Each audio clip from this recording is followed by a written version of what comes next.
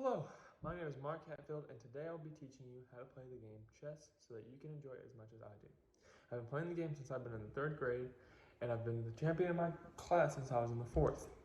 The game is played on an 8x8 grid of 56 total spaces, and the object of the game is to checkmate the opposing team's king. The way you do that is you put the king in check via one of your pieces and make sure that no other space he can move into is viable, and we'll also have him in check.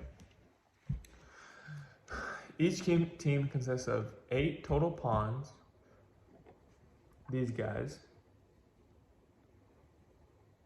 2 rooks, those guys, 2 knights, little horsies, 2 bishops, which have the little face right there, a king, which is your biggest spot, and he has a cross on his head,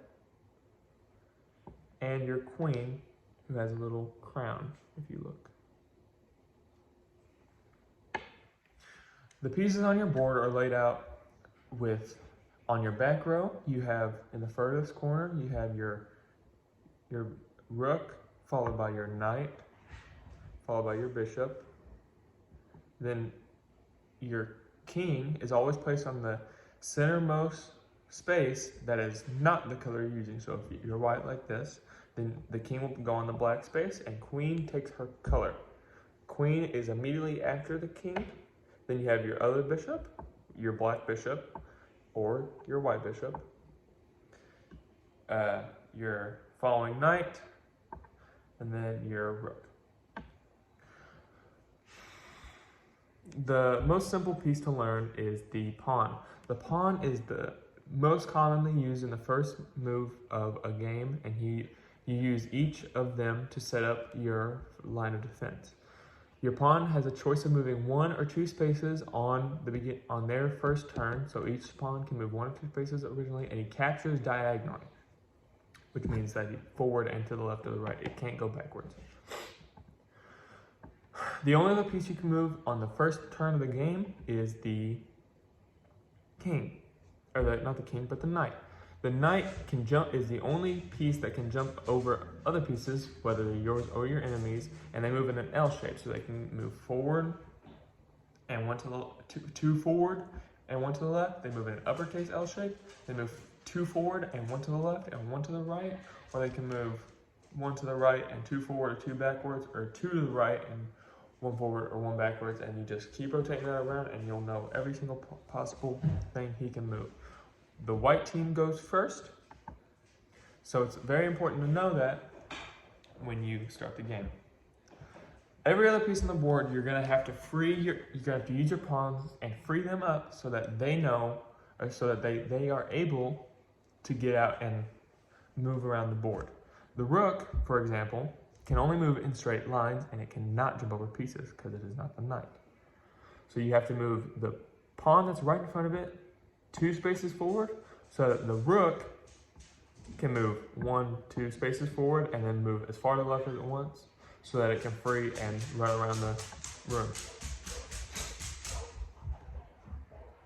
The next piece is the bishop. You have a white bishop, which is on your right hand side if you're white, and your left hand side if you're black, or and then your black bishop, which is on your left hand side. The way you free up your bishop is you move the pawns that are directly in front of it and to the right and the left up 1, so that it can move diagonally across the black axis, or the y-axis, or not y-axis, but rather white axis. Not as bad as it sounds. And the bishop excels at getting off angles on your opponents. Commonly, opponents, especially at a beginner level, only think in 2 dimensions, forwards and backwards, and then side to side. You don't typically think, oh, what about this angle, the diagonal angle? You don't typically think about how the bishop can move. Chess is a game all about thinking ahead. You have to constantly be able to think and know what your opponent's thinking and where they could move next. The most complex piece and the best piece on the board is your queen. Your queen is able to move diagonally as far as it wants to. It is able to move forwards and backwards as far as it wants to. And it is just simply the strongest piece that you have access to.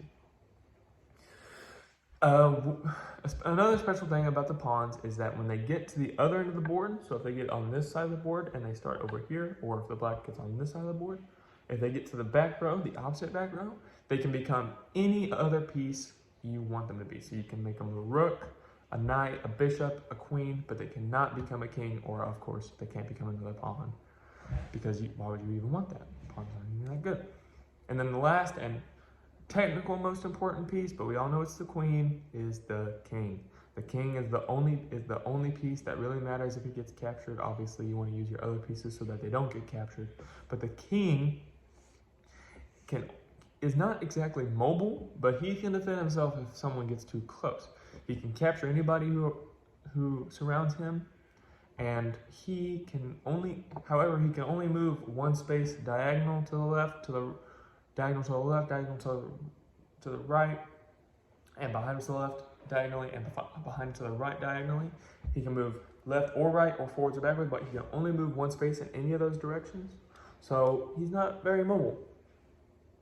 Anyways, those are the basics of chess, and in conclusion, knowing how to play and knowing these basics is a great way to jump off, and it makes it less of a frustration, and you realize how much better you can get when you know these things.